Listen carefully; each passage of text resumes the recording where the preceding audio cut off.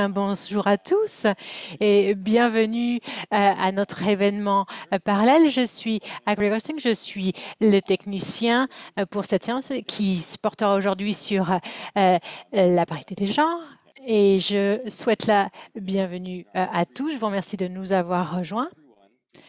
Pour tous, eh bien, je vous invite à visiter notre page pour avoir plus d'informations sur qui nous sommes et ce que nous faisons. Voilà, c'est tout pour la logistique. Je vous souhaite une merveilleuse séance. Merci beaucoup.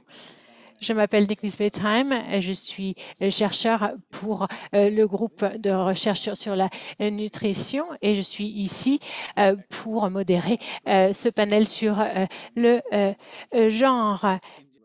Ici, nous avons eu des participants de plusieurs pays avec des vidéos à travers différents médias et je suis très enthousiaste à l'idée de découvrir ces présentations.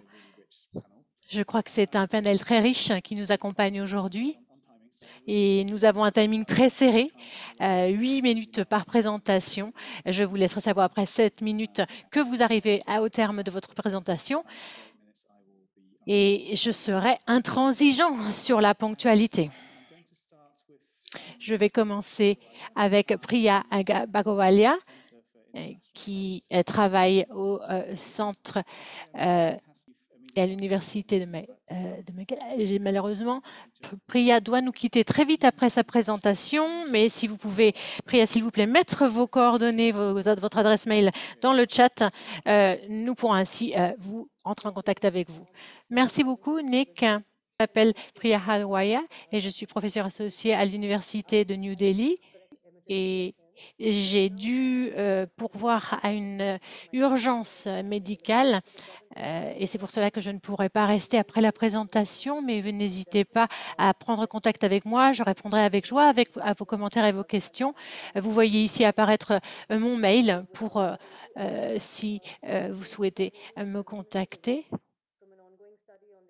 Nous allons travailler aujourd'hui sur l'impact du crédit sur le genre, l'agriculture et la nutrition. La malnutrition reste un problème grave en Inde. Le PIB a augmenté à un taux annuel de 6 ou 7 entre 92 et 93. Les derniers rapports nous montrent que 67 à 8 souffraient encore de retard de croissance. Évidemment, cela dépend du style de vie. Cela a évidemment plusieurs facteurs comme explication. L'augmentation également des dépenses en produits non alimentaires et bien sûr qui a une conséquence sur l'égalité des genres. Les questions qu'on me pose souvent, c'est en quoi est-ce que le microcrédit peut-il aider? Eh bien, lorsque je me penche sur ces questions de genre et d'agriculture, eh bien, il y a plusieurs raisons. Évidemment, un avantage, un effet revenu qui permet un nivellement de la consommation pour les ménages, également par rapport à la nutrition, également l'adoption de pratiques agricoles qui augmentent la productivité globale de l'agriculture et des ressources. Depuis le point de vue des genres, eh bien, cela modifie les perceptions de la valeur économique des femmes par rapport aux hommes et favorise de nouvelles opportunités qui vont au-delà du travail domestique. Et enfin, les prêts de groupe avec des contrats de responsabilité conjointe présentent des avantages supplémentaires en minimisant les défauts de paiement, le risque moral et la sélection adverse. Dans les inconvénients, eh bien, la non-séparabilité de la production et de la consommation impliquerait que la diversité du régime alimentaire et le nutritionnel pourraient être affectés négativement lorsque les exploitations se spécialisent dans une seule culture ou dans la culture de rente. Donc, encore une fois, s'il n'y a pas possibilité de séparer la production, eh bien, il y a ici des effets adverses. Les objectifs et les données maintenant. Estimer l'impact du microcrédit. J'ai également des données anthropométriques qui rentrent en ligne de compte. Ça a également à voir avec le pouvoir de négociation. Nous examinons en général la relation du pouvoir de négociation et des variables agricoles avec les données anthropométriques des enfants et les scores de diversité alimentaire au niveau des ménages. Pour les résultats, l'indice de l'agriculture et les indices du pouvoir, vous pouvez ici voir les différents impacts selon différents critères. Le retard de croissance, ici, vous pouvez voir. Il y a aussi des petites différences ici. Ce qui n'est pas une très bonne nouvelle ici, c'est que ça n'a aucun impact sur les violences conjugales. Quelque chose de plus surprenant ici et inattendu, et j'essaie toujours de comprendre pourquoi, je n'ai pas de réponse précise là-dessus. Dans les pratiques agricoles, ici, vous voyez un niveau à 5%, et globalement, les femmes au foyer ont des meilleurs taux sur le plan de l'éducation. En matière de résultats de cette régression, eh bien, l'indice de l'agriculture et les indices du pouvoir de négociation montrent tous deux une amélioration pour les ménages empruntant le microcrédit, à l'exception de la violence conjugale. L'effet sur le pouvoir de négociation des femmes était légèrement supérieur, ce qui suggère que la microcrédit sert à atténuer les inégalités entre les sexes, ce qui est important du point de vue de la nutrition. L'impact également de la maigreur et de la diversité alimentaire est plus élevé. Cet effet est très probablement lié à une augmentation globale du revenu des ménages plutôt qu'à une amélioration des pratiques agricoles, et les effets indirects du microcrédit via la prise de décision et la mobilité ont entraîné des taux de retard de croissance plus faibles comme prévu. Ici, on a vu que ce qui était surtout impacté ici, c'était le processus de décision, la mobilité également, ça c'est assez positif, et la violence domestique également. Ce qui suggère ici que cette notion de microcrédit change tout de même un peu la donne en matière de résultats. Il y a une amélioration. L'impact sur le plan de l'agriculture et sur la diversité nutritive et le retard de croissance, à mon avis, quand j'ai vu les différentes variables en matière agricole et leurs pratiques, eh bien, je pense que le microcrédit change un petit peu les indices du pouvoir de négociation, en visant bien sûr et en atteignant une certaine amélioration. Ça, ce sont des résultats préliminaires. Il semblerait également que le microcrédit améliore également les défauts, enfin les problèmes de poids anormal pour selon l'âge, les poids en deçà du poids normal. Et bien sûr, cela est combiné avec d'autres facteurs concernant la santé, la nutrition, la santé. Les participants ont certainement tiré un certain bénéfice sur le plan qualité de vie avec ces microcrédits. Il y a beaucoup de facteurs économiques qui n'ont pas encore été pris en compte. Ce genre de programmes ont également eu des répercussions en Amérique latine également. Merci beaucoup d'avoir écouté. Je sais qu'il me reste encore 1 minute. Je suis ravie d'en prendre une au vol avant de partir. Je vois ici des gens qui vous ont écouté dans la salle. Voyons voir si nous pouvons prendre une question.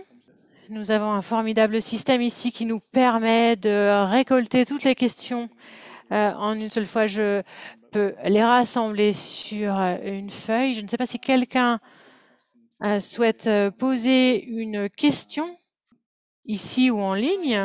Oui, bonjour, je suis Haran. Je suis professeur de nutrition à l'école tropicale de médecine londonienne. J'ai écouté votre présentation avec beaucoup d'intérêt. Il y a quelques facteurs économétriques auxquels vous n'avez pas pu répondre. Une des questions est en lien avec cela. Si le résultat pouvait être partiellement au moins expliqué en parlant peut-être de l'accès au microfinancement. Mais oui, merci pour la question. Pour l'instant, j'utilise une certaine méthode qui et j'espère que ce problème de sélection ne persistera pas. Et comme je l'ai dit, voilà, ce sont des résultats préliminaires et les choses ne sont pas gravées dans le marbre. Je vous remercie. Je suis ravie que vous ayez pu rester là quelques minutes de plus. Nous vous adresserons les questions et les commentaires de nos participants plus tard. Maintenant, nous allons passer à notre second présentateur, participant intervenant, qui nous arrive de l'Inde également et qui va parler d'un système interactif de réponse vocale comme outil participatif pour améliorer la nutrition et la santé en Inde rurale. Si vous pouviez toujours continuer à poser vos questions et commentaires dans le chat, ce qu'on va faire, c'est qu'on va écouter toutes les présentations et on répondra à toutes les questions à la fin. Et j'espère qu'on arrivera à répondre à toutes. Mais pour l'heure, je vous donne la parole et c'est à vous. Alors, est-ce qu'on arrive à voir mon écran là? Super.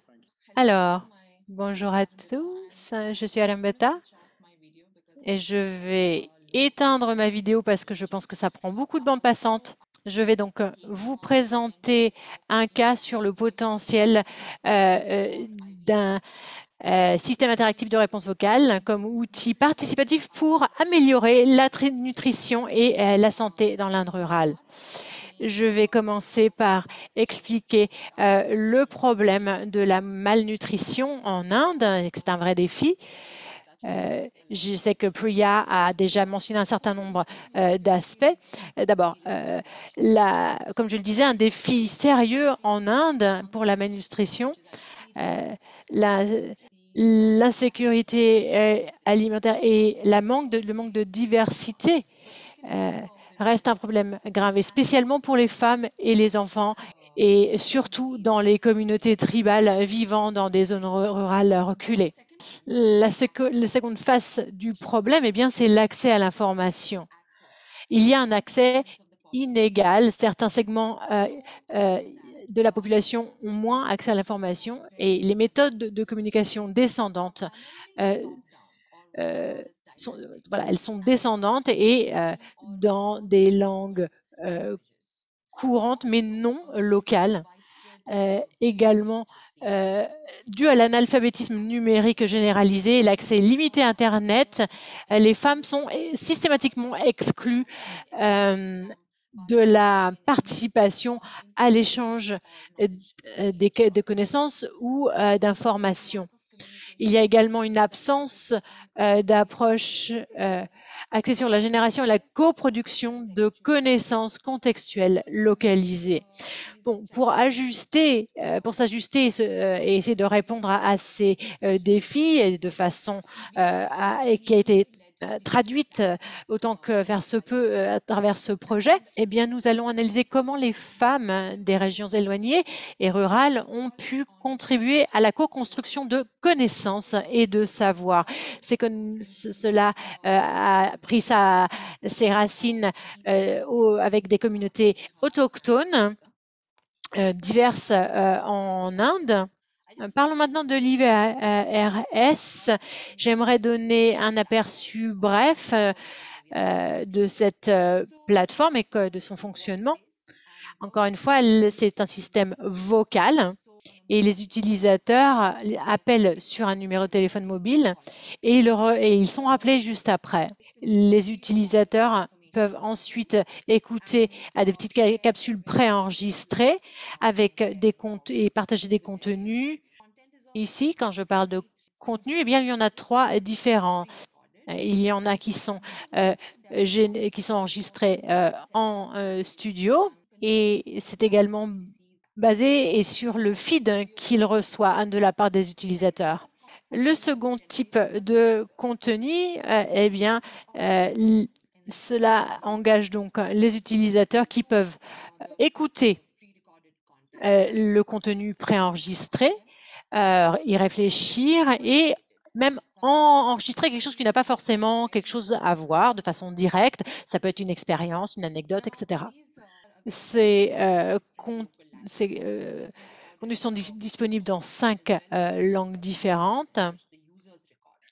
Et il y a une concordance entre la langue de l'utilisateur et la langue des contenus disponibles. Nous avons donc fait cette expérimentation d'utiliser ce système avec une communauté. Le message qui était enregistré par l'utilisateur est contrôlé, puis validé, puis posté sur la plateforme.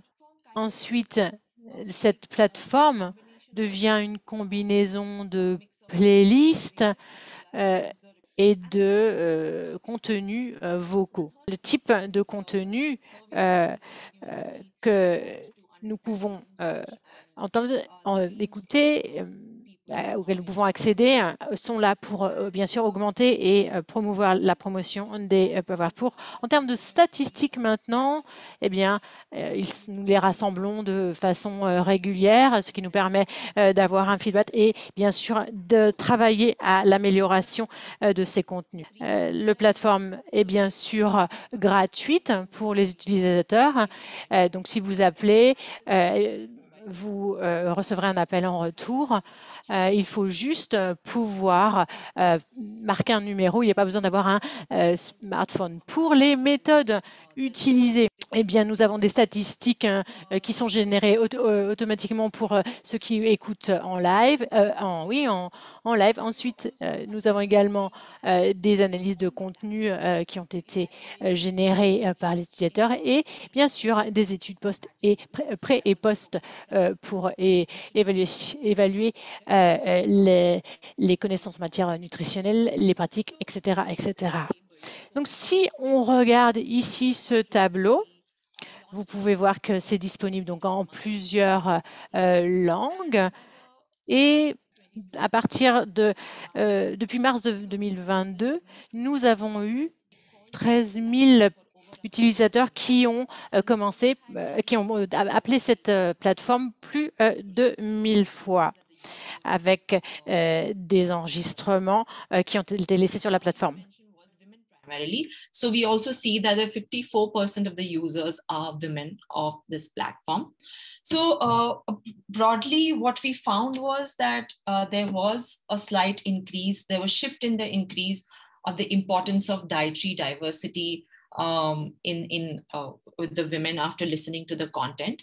We found that women preferred to listen to content in their local dialect, but we also saw that there are challenges to access to mobile phone to these women. Like sometimes they did not have credit on phones, no electricity, and so on and so forth.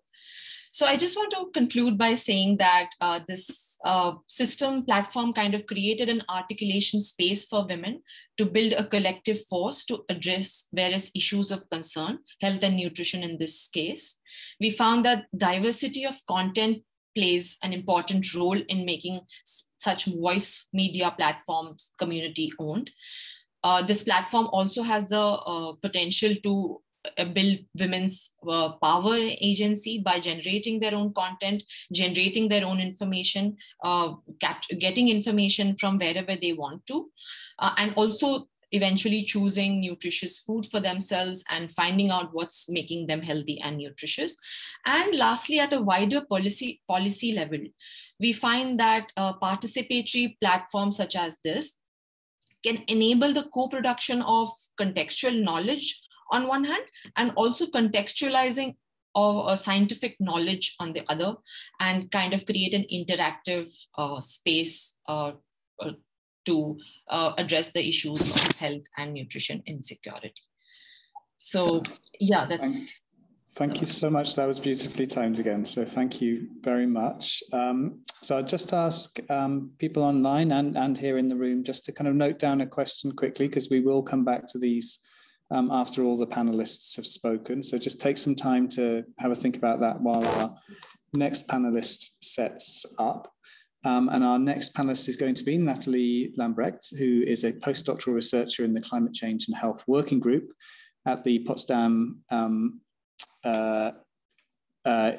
Institute for Climate Impact Research. She's also a research associate at the Charité Universitätsmedizin Berlin Institute of Public Health. Nathalie, please do correct my German when you come on board. But Nathalie's going to be talking about impact of a homestead food production program on poultry rearing and egg consumption in rural Bangladesh.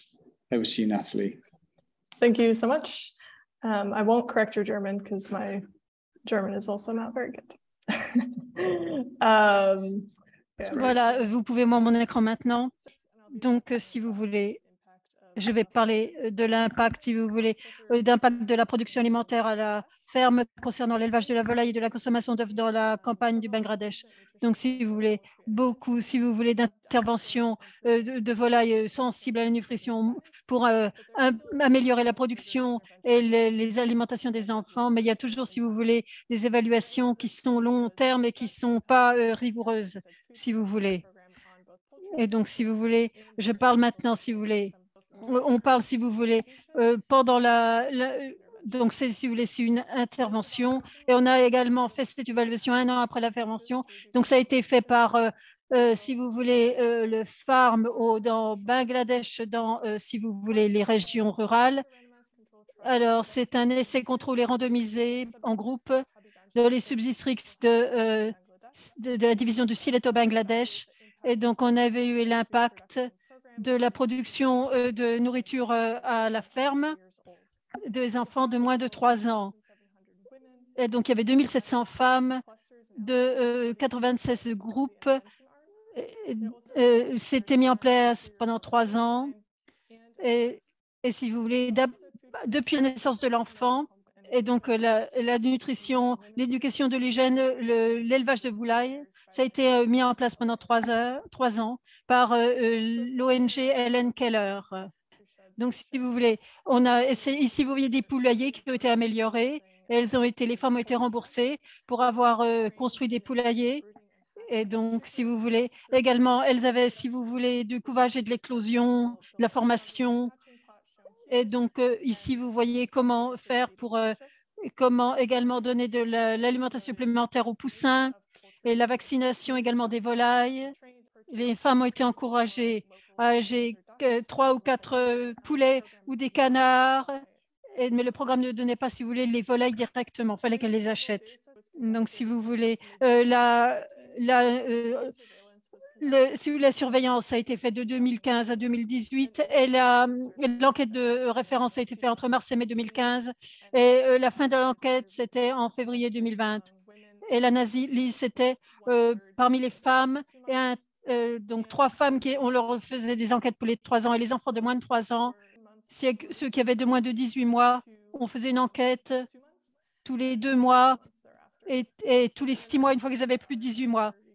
Et si vous voulez, également en ligne, c'était tous les si vous voulez, des enfants. Donc, et on avait également une régression de logistique pour les effets mélangés, intervention pour traiter, c'était l'analyse, et également une analyse de médiation de la cause, Medflex, pour analyser les effets des interventions. Alors, nos résultats, si vous voulez, l'impact sur l'élevage de volailles. Alors, l'intervention, ça augmente, si vous voulez, de 10 à 20% de points de plus. Si vous voulez, les femmes sont les propriétaires de volailles. Et donc, en moyenne, les femmes ont 6 poules de plus, volailles de plus. Également pour la production d'œufs également, et beaucoup plus d'œufs sont produits. Et donc, 2 œufs de plus par semaine ont été produits en moyenne. Également, on a vu également l'impact sur la gestion de la volaille et le vacciné. Donc, leurs volailles étaient beaucoup plus vaccinées s'il y avait un groupe d'intervention tôt.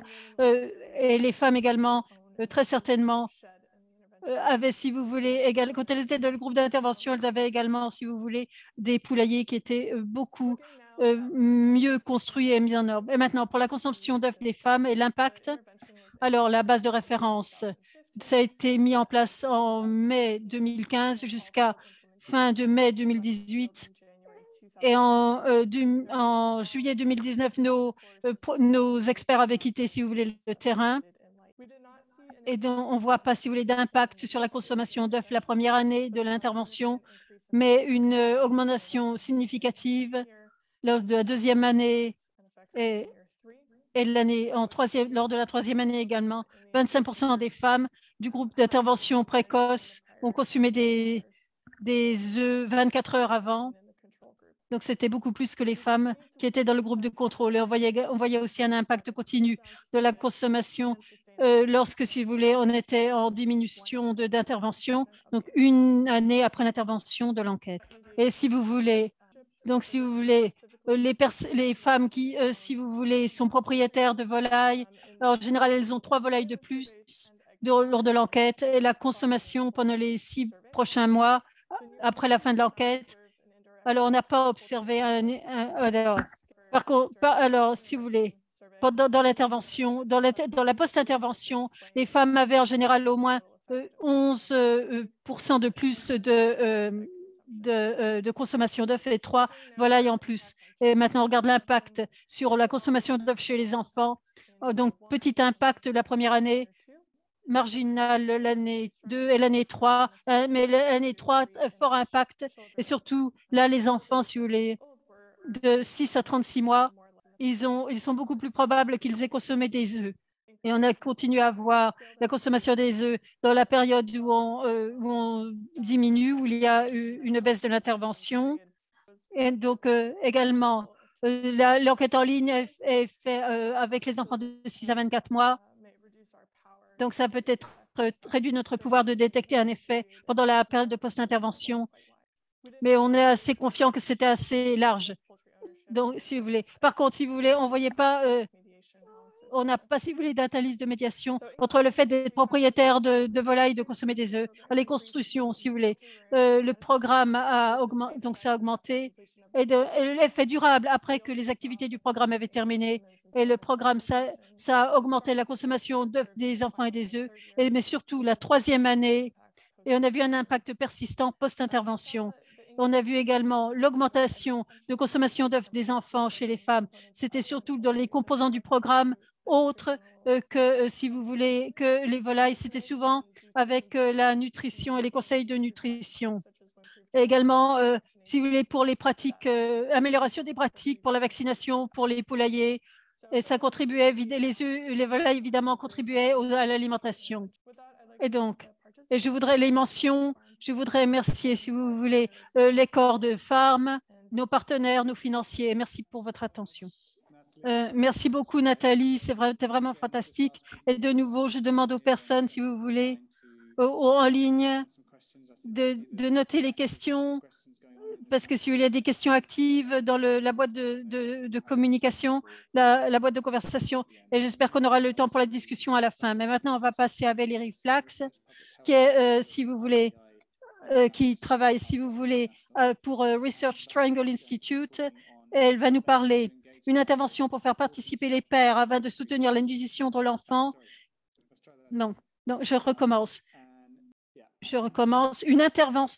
Une intervention pour faire participer les pères afin de soutenir la nutrition de l'enfant, augmente la fréquence de la consommation d'aliments d'origine animale au Rwanda. Valérie Flax, c'est à vous. Valérie Flax du Research. Alors, bonjour tout le monde, je suis Valérie Flax de Research Triangle International et je représente, si vous voulez, une équipe de chercheurs de l'Université du Rwanda, de l'Université de Floride et de RTI, et on a collaboré pour engager les volontaires pour, si vous voulez, faire participer les pères afin de soutenir la nutrition de l'enfant, pour augmenter la fréquentation de la consommation d'aliments d'origine animale au Rwanda. Au Rwanda, peu d'enfants consomment des aliments d'origine animale, c'est surtout du lait. Et il y a 25% des enfants de 6 à 36 mois qui consomment du lait. Bien que les femmes au Rwanda ont la responsabilité principale de s'occuper des enfants, les pères sont très importants parce que s'ils sont des influenceurs clés, des bonnes pratiques à donner aux enfants. Et peu de recherches ont été faites pour, si vous voulez, pour soutenir la nutrition de l'enfant et l'alimentation de l'enfant. Et donc, Donc, on a été financé par Feed the Future et c'était également, si vous voulez, un essai randomisé plus large pour augmenter la consommation de lait parmi les enfants et parmi, si vous voulez, les foyers. Et c'était soutenu par le gouvernement du Rwanda également. Et cette intervention s'est ciblée les femmes. C'était surtout dans des foyers, dans la branche du laisser contrôler dans l'étude. Et donc, la présentation et cette étude, c'était une évaluation pré-post qui avait reçu d'intervention précoce. Donc, c'est quand le père vivait dans le foyer avec l'enfant et qu'ils avaient une vache dans leur foyer. Et là, vous voyez le calendrier. Donc, on a pris des données formatives, ensuite, et enquête de base. Et donc, l'intervention s'était divisée avec... alors, ça a été mis en place avec, si vous voulez, de octobre 2021 jusqu'à juillet-août. Et avec du Covid, évidemment, il n'y a pas eu de personnes pendant quelques mois. Et après que l'intervention a été terminée, on a fait des enquêtes en ligne avec le même père et des pères qui ont participé à l'intervention précoce et des pères également des CHO, c'est-à-dire des officiers qui étaient sur place également. Et donc, l'intervention, c'était, si vous voulez, des formations avec nos officiers sur place. Et on a utilisé les posters pendant l'émetteur et donc également des messages envoyés sur le téléphone des pères, également des dépliants. Et la plupart des pères avaient entendu parler de SF pendant la réunion. La plupart des pères ont reçu les informations d'un père modèle plutôt qu'un d'un officier. Et ils ont eu les dépliants, les posters. Et 64% d'entre eux ont reçu les textes sur leur téléphone.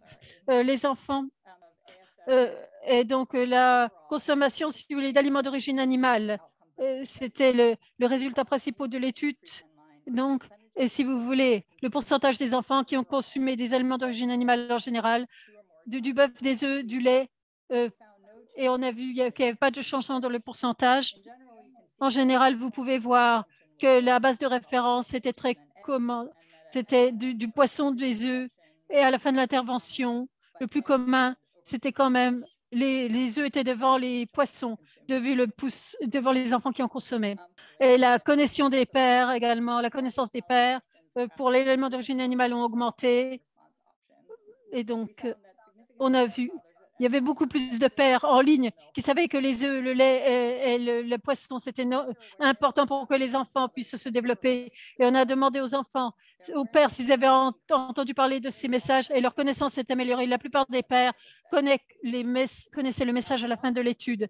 Et on a inclus également encourager les pères de soutenir leurs enfants dans la consommation d'aliments d'origine animale et également d'encourager que ce soit fait à la maison, que les aliments proviennent de la maison avec leurs femmes. Et donc, on a vu des modèles intéressants. Comment est-ce qu'ils ont soutenu ces différents modèles? Donc, pour le lait, les pères, c'était de s'assurer que la production allait à l'enfant et donner de l'argent à la femme pour acheter le lait. Et ça n'a pas changé. Alors, mais plus de pères, si vous voulez, disaient à la mère de donner du lait plutôt que l'enquête de référence. Et pour l'aliment d'origine animale, c'était pour avoir que leur propre production allait à l'enfant. Et on a pu voir que c'était vraiment pour les œufs produits, si vous voulez, à la maison. Et augmentation également, que les pères disaient à leurs femmes d'acheter des aliments d'origine animale, où ils donnaient de l'argent à leurs femmes pour qu'elles en achètent. Ils donnaient moins d'argent à leurs femmes qu'elles en achètent.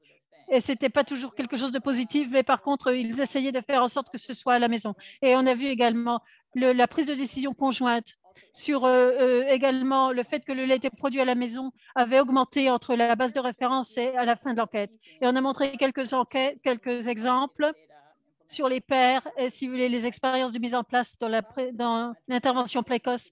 Alors, les pères aimaient la manière dont c'était conçu. Les messages étaient clairs et expliquaient donc garder par exemple un peu de leur garder par exemple une production de leur lait ou d'acheter des aliments d'origine animale moins chers. Et donc, lorsqu'ils pouvaient apprendre de nouvelles informations par leur père, également au Rwanda ou des groupes de femmes. En conclusion, ça montrait, si vous voulez, que quand il y avait des interventions précoces pour les pères, ça augmentait la fréquence de différents aliments d'origine animale pour les enfants et que les pères avaient plus de connaissances par rapport à la nutrition et l'aliment d'origine animale pour les enfants. Et également, prise de décision conjointe pour les pères et les mères sur l'utilisation du lait produit à la maison. Et également, les pères aimaient apprendre d'autres pères. Et je veux dire également, et ce n'est pas sur ma diapositive, si ça vous intéresse pour en savoir plus, et pour appliquer l'éducation de l'enfant et pour également faire participer aux membres de la famille, pour s'engager pour la communauté de pratique qui est organisée par USC Abby et l'Université de North Caroline. Je vais poster le lien dans la boîte de conversation. Merci de votre attention. Merci beaucoup de cela. C'était vraiment fantastique de voir tout cela, de voir cette intervention, une intervention qui impliquait les pères et de voir du positif à la fin de cette intervention. Je vous remercie beaucoup. Donc, gardez, si vous voulez, les questions. Continuez à envoyer les questions dans la boîte de conversation. Et maintenant, je vais nous parler. Alors, Mona Gadrian est une candidate pour une thèse et consultante de recherche à l'Université McGill au Canada. Et elle va nous parler de la barrière pour accéder à une alimentation riche en fer chez des adolescentes à la campagne au Ghana. Théorie ancrée d'après une intervention de vidéo participative.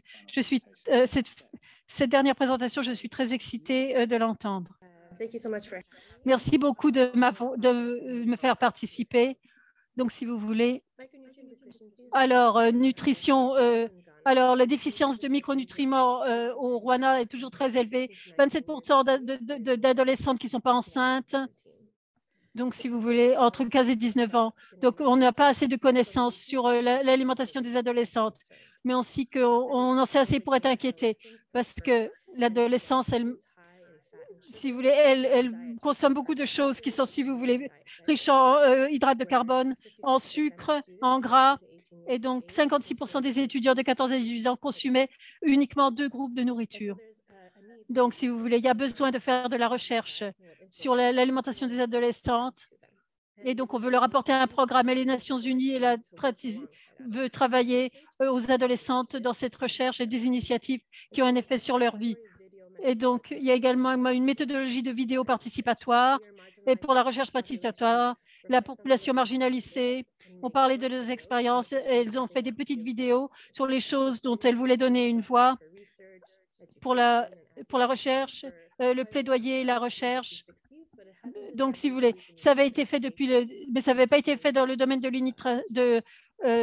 l'éducation et de la nutrition. Donc, le but de cette recherche, c'était d'explorer les obstacles les plus pressants auxquels les adolescents doivent faire face pour avoir une alimentation riche en fer et équilibrée. Excusez-moi. Donc, si vous voulez, c'était un essai contrôlé randomisé de groupes dont les groupes, donc ça a été mis en place de 2018 à 2019, des petites qui étaient étudiantes en 2019. Elles habitaient à une distance de 30 minutes de Assessewa, qui est la capitale, donc de 13 à 16 ans, qui parlaient le Krobo. Et elles étaient donc, 59 groupes pour les jeunes et exclu 39 groupes. Donc, 20 groupes randomisés, 10, si vous voulez, branches d'intervention allouées. On a vu, si vous voulez, donc les branches de recherche. Donc, si vous voulez, c'était dans le cadre avec leurs professeurs, dans leurs activités de filles à l'école. Donc, nutrition des adolescents, alimentation équilibrée et anémie chez les adolescentes.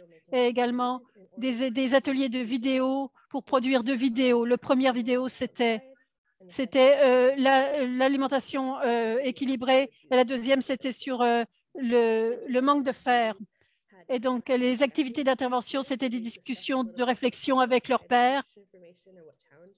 Donc, les défis auxquels elles devaient faire face, elles avaient des posters avec des tâches où elles devaient identifier les défis auxquels elles devaient faire face. Et donc, de manière collective, elles ont regardé les posters. Elles ont analysé et cartographié les défis majeurs auxquels elles devaient faire face. Voilà ce que ça donne, cette cartographie. Elles ont eu la chance également d'avoir un vote en aveugle sur les défis les plus difficiles auxquels elles devaient faire face et les solutions réalistes qu'elles conseillaient. Donc, elles ont développé, si vous voulez, un squelette de leur vidéo une structure de la vidéo, c'était vraiment avoir des conversations sur leur expérience, sur également la narration et le scénario. Et donc, elles ont également filmé ce scénario, cette narration avec leur père à l'école. Et après cela, ces films éducatifs, ils avaient des séances de réflexion, comment ça s'est passé et d'échanger avec leur père. Donc, les activités de recherche participative étaient vraiment ancrées dans la participation. Et donc, l'école a produit 20 cartes cognitives et également 20 vidéos qui exploraient les défis les plus impressionnants. Analyse thématique inductive, des cartographies cognitives en utilisant un logiciel.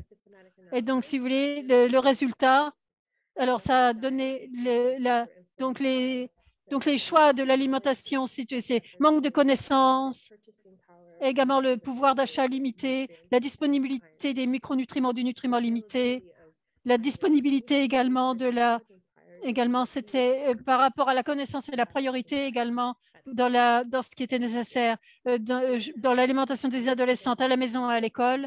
Et également, il y a des comportements, mais quelquefois, il n'y a d'ailleurs pas assez de nourriture à la maison parce qu'ils ont parti de pratiques agricoles. Leurs parents n'ont évidemment pas accès, si vous voulez, d'aliments riches en fer. Et dans leur ferme, des fois, il n'y en avait pas ou alors il n'y en avait pas assez. Et également, ils font évidemment ils élèvent des animaux, mais ces animaux n'apportent pas forcément de fer. Et également, quelquefois, ils vendent cela plutôt que de le garder pour la maison. Et donc, elles n'ont pas d'argent pour acheter de la nourriture riche en fer. Et donc, voilà ce qu'on dit, 2 citations de filles. Dans une vidéo, il y a une actrice qui joue le rôle de la mère, parle à son enfant et à son mari. On a du contenir autour de nous et on a rempli nos paniers, mais pour juste 2 cédis. Et on utilise cet argent pour acheter des glaces, du toffee, des chips et les manger, des pommes de terre et les manger. Mais donc, on n'a pas de nutriments de ces choses-là. Et donc, là, c'est le père. Ma femme a planté ce cocoyam, mais vous me dites de pas, si vous voulez, de pas m'en occuper, mais si, je vais m'en occuper et je vais le vendre pour avoir de l'argent. Donc, si vous voulez, il y a des barrières de connaissance, d'accès, de disponibilité. Et également, la personne qui est responsable à la maison, c'est lui qui prend les décisions. Et donc, l'implication, si vous voulez, dans l'étude, ce sont assez clairs. C'est important d'inclure les parents et le personnel de l'école. Et si vous voulez également, si vous voulez, les personnes qui sont responsables, ce sont des influenceurs clés dans la nutrition des adolescents, dans l'environnement de l'aliment de l'école.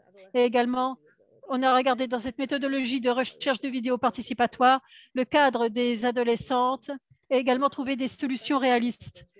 Et donc, les réflexions des adolescents peuvent vraiment nous aider à comprendre le contexte. Et les adolescents devraient évidemment être beaucoup plus impliqués dans le choix de leur nourriture. Et les limites de l'étude, c'est la démographie. On n'a pas tout le spectre de tous les adolescents. On a évidemment les défis de ce qu'elles perçoivent être un défi, comme des défis les plus pressants. Et surtout, l'analyse, si vous voulez, c'était en vidéo. Les vidéos elles-mêmes, ce n'étaient pas des documentaires, c'était improvisé, c'était dramatisé. Donc, les vidéos n'étaient pas des documentaires, mais c'était si vous voulez, ça représentait et ça reflétait ce qu'elle disait. Mais c'était vraiment des dialogues improvisés qui étaient filmés. Et donc, je vous remercie tous. Et donc j'ai 40 secondes. Je voudrais me montrer un petit peu de la vidéo, s'il vous plaît, dans mes 40 secondes qui me restent. Je vous remercie. Voilà, si vous voulez, un tout. Alors, vous allez essayer de comprendre ce qu'elles essaient de communiquer. Dites-moi si vous recevez l'audio. C'est en crobo. C'est en crobo.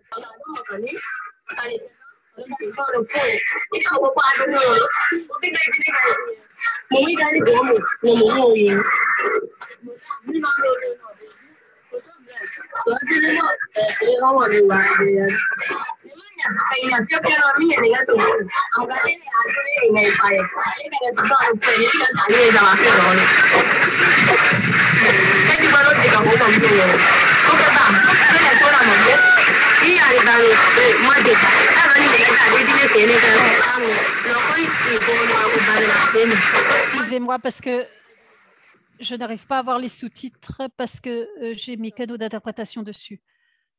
Merci beaucoup.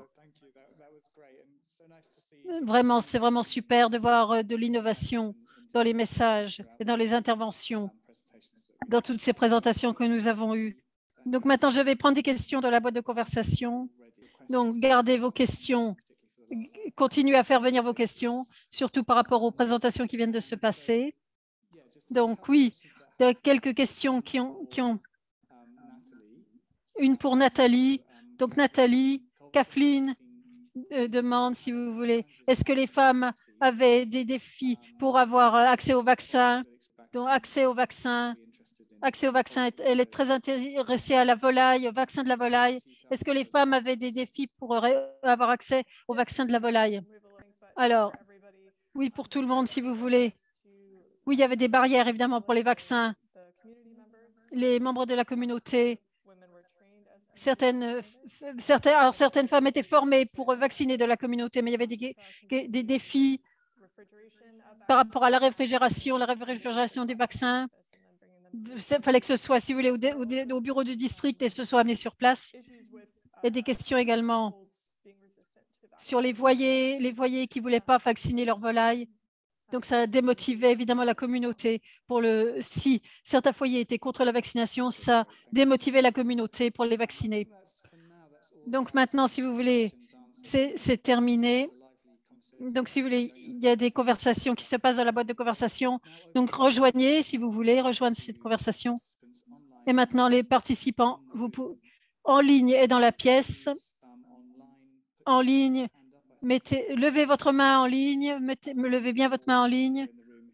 Ou si vous êtes ici dans la pièce, si vous avez des questions pour nos panélistes, s'il vous plaît, posez des questions ici dans la pièce. Donc, je vais moi-même poser une question dans une seconde. Alors, madame, si vous voulez vous avancer, venir devant nous. Bien sûr, tout le monde. Merci, c'était vraiment excitant. Donc, je suis de l'Institut. Donc, j'avais des questions à poser, mais j'aimerais demander à Anita, vous travaillez avec la réponse de voix interactive.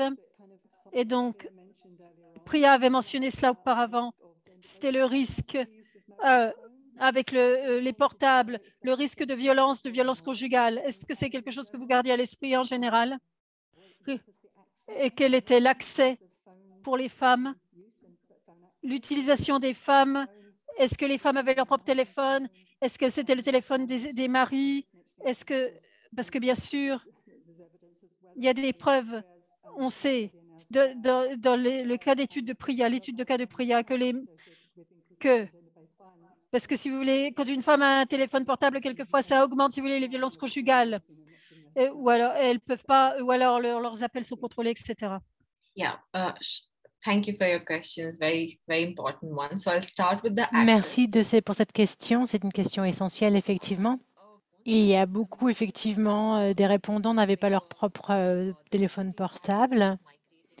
Il y avait aussi des hommes migrants qui voyageaient entre les villes. Ils avaient souvent des téléphones avec eux et il y avait au moins un téléphone par foyer, ce qui permettait tout de même un accès. Et souvent, les enfants d'ailleurs étaient en train de jouer avec ces téléphones ou regardaient des vidéos ou des films. Au début de l'évaluation, nous avons demandé quel était le meilleur moment pour eux. Il y avait 3 ou 4 créneaux qui étaient pratiques pour eux lorsqu'ils revenaient des champs le matin et aussi le soir. Et le dernier, juste après le dîner. Ça, c'est une chose que nous avons faite. Il y avait également un problème d'accès à l'électricité, donc c'était dur de recharger les téléphones ou de recharger leur crédit. Ça, c'est vraiment des causes essentielles qui ont compliqué l'accès. Par rapport aux violences conjugales, nous n'avons pas observé de changement dû à à notre enquête, mais voilà, par rapport aux enregistrements, parfois, effectivement, les hommes étaient soucieux de savoir ce que pouvaient enregistrer leurs femmes. Mais voilà, nous n'avions pas seulement une approche centrée vers la femme, mais aussi vers l'homme, en essayant de leur faire connaître le programme. On leur faisait une petite démonstration et ensuite, ils étaient libres d'utiliser la plateforme. Mais on s'est posé la question des conséquences ou du lien violence conjugale et utilisation d'un téléphone. Merci beaucoup. On a une autre question de la part de notre audience. Oui, merci. Bonjour, j'ai une question qui porte sur l'étude au Rwanda, je crois que c'était par Valérie, qui impliquait les pères. C'était merveilleux d'ailleurs à voir. Il semblerait que vos interventions soient concentrées sur le choix de nourriture au sein des foyers et prend le postulat d'une possibilité de choisir pour ces foyers. Moi, je me demandais si l'étude s'était également intéressée à l'environnement dans lequel ces hommes et ces femmes avaient à faire leur choix. Merci beaucoup pour cette question. Nous n'avons pas effectivement observé l'environnement. C'était dans des foyers relativement urbains. Est-ce que vous dites effectivement à son importance essayer de leur faire consommer leur propre lait, le lait qu'ils produisaient pour le donner à leurs enfants, si possible? Et effectivement, là, vous marquez un point. Quand j'ai parlé du non-changement de consommation de poissons, par exemple, effectivement, ils ne sont pas proches du lac. Donc, ils n'ont pas accès aux poissons, sauf s'ils l'achètent. Donc là, il n'y avait aucun changement suite à notre travail. Évidemment, si les foyers n'ont pas d'argent, eh bien, ils n'ont pas les moyens d'acheter du poisson. Donc la question, effectivement, des moyens, de l'environnement, sont des questions essentielles. Et il aurait fallu prendre cela en compte, mais nous n'avons pas pu le faire. Merci. Effectivement, c'est pas possible d'avoir tous les aspects forcément en main. Il faut faire des choix. Merci beaucoup. Oui, merci. Effectivement, c'était rattaché à une intervention, mais on a vu d'autres interventions ayant trait aux moyens des familles également durant ce panel. J'aimerais également qu'on parle des résultats. Oui, d'essayer d'éviter des messages descendants avec des processus de co-création que vous avez décrits. Comment est-ce que vous pensez que les processus peuvent se nourrir des résultats de vos recherches et devraient être éventuellement exposés aux communautés dans le contexte des différentes communautés? Oui, je suis d'accord. Ça reste une approche descendante, mais l'idée pour nous était d'inverser l'information. Il y a beaucoup de données, de sciences disponibles déjà, mais cette information n'est pas disponible à ces communautés rurales. Nous avons une instance nationale qui travaille sur la santé, sur la nutrition, mais aucune de ces données ne leur est connue. Donc la chose première que nous souhaitions faire, c'est essayer d'inverser la manivelle par rapport au partage des informations. Et une fois que nous avions la possibilité de partager cette information et d'essayer de contribuer modestement, mais voilà, il y avait beaucoup de défis auxquels nous avons dû faire face. Nous avions besoin d'opérer une mise à l'échelle et tous les défis qu'a rencontré également le gouvernement. Il y avait, je sentais un manque de confiance par rapport à toutes ces informations qui étaient rapportées au gouvernement et effectivement, il y avait une certaine appréhension puisqu'il n'avait pas de contrôle sur ce que pouvaient générer ces communautés. Donc, nous avons fait appel, nous avons rejoint les gouvernements de se mettre en contact avec des structures avec lesquelles ils pouvaient travailler conjointement. Merci. Ce serait, je pense, très intéressant d'essayer de concaténer un certain nombre des informations qui ont été données aujourd'hui. Je pense que ça pourrait permettre de faire un partage. Je vais regarder s'il y a des questions pour Priya. Je ne vois pas de main levée en ligne. S'il y a des personnes qui souhaitent s'exprimer, n'hésitez pas à le faire. Bonjour, je vais juste enlever mon oreillette. Cette question est pour Mona. Je me demandais avec la vidéo que vous avez créée, que les participants ont créée, si vous aviez pu voir une sorte de tendance, une tendance des réseaux sociaux à émerger et que peut-être il pouvait y avoir un va-et-vient entre ces vidéos et les réseaux sociaux. C'est une bonne question. Cette région du Ghana est extrêmement rurale, donc il y a un accès limité à l'électricité et à l'Internet. Donc, si une fille, par exemple, une fille avait un téléphone, eh bien, c'était les vieux téléphones Nokia, vous savez. Mais nous avons essayé de voir comment nous pouvions utiliser leur réseau pour essayer de partager des messages.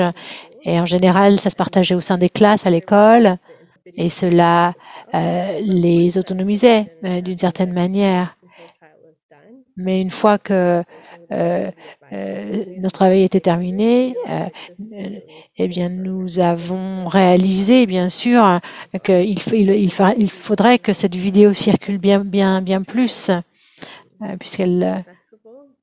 Et donc, nous avons essayé de créer un festival tournant autour de la nutrition, avec encore une fois beaucoup de participation. Nous avons également trouver un moyen qu'ils aient toujours la possibilité de joindre ces centres d'information. Et on a remarqué que souvent, eh bien, dans les salles d'attente des hôpitaux, eh bien, ces vidéos circulaient beaucoup.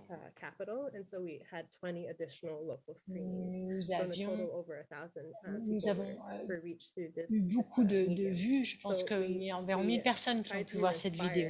Nous avons été inspirés par finalement le fonctionnement des réseaux sociaux. Nous avons eu besoin d'être créatifs dans un endroit où eh bien, les technologies sont encore à leur balbutiement.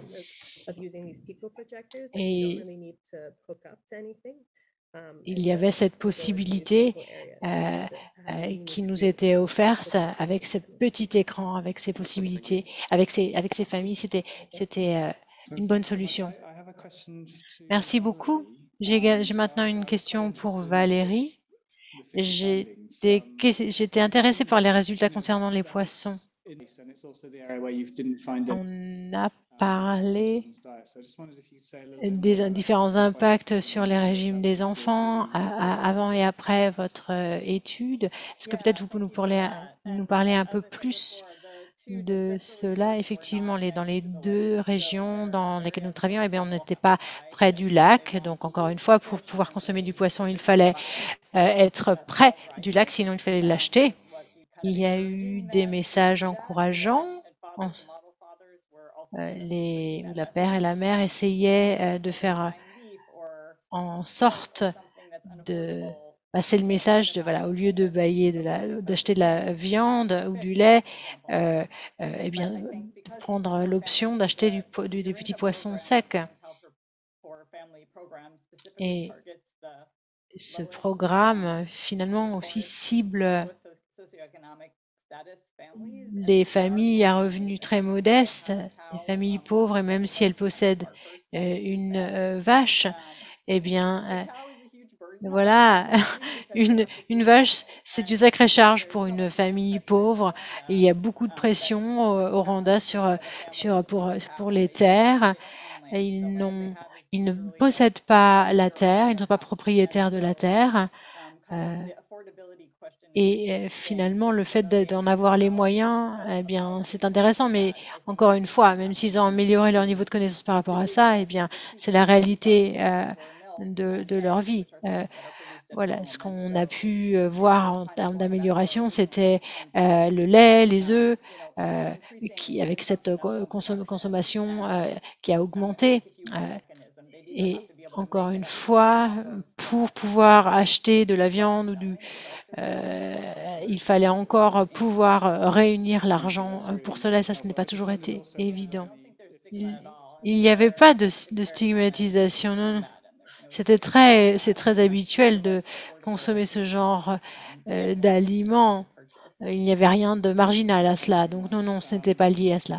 Il nous reste 5 minutes avant la fin de cette séance. Je vais donc retourner vers les participants pour voir s'il y a d'autres commentaires. Ça a été une séance intéressante. Et j'ai beaucoup apprécié également l'intérêt et la précision de ces présentations avec des propositions très innovantes qui pourraient donner matière à réflexion pour l'avenir, notamment avec l'implication de la technologie, des vidéos et une nouvelle façon de penser les choses finalement. Pour essayer d'alléger un peu le fardeau et d'aider à l'émancipation de la femme. Je vais prendre un dernier tour de commentaires. Et si vous venez juste de nous rejoindre, eh bien, nous serons également heureux de vous entendre. Audrey a une question.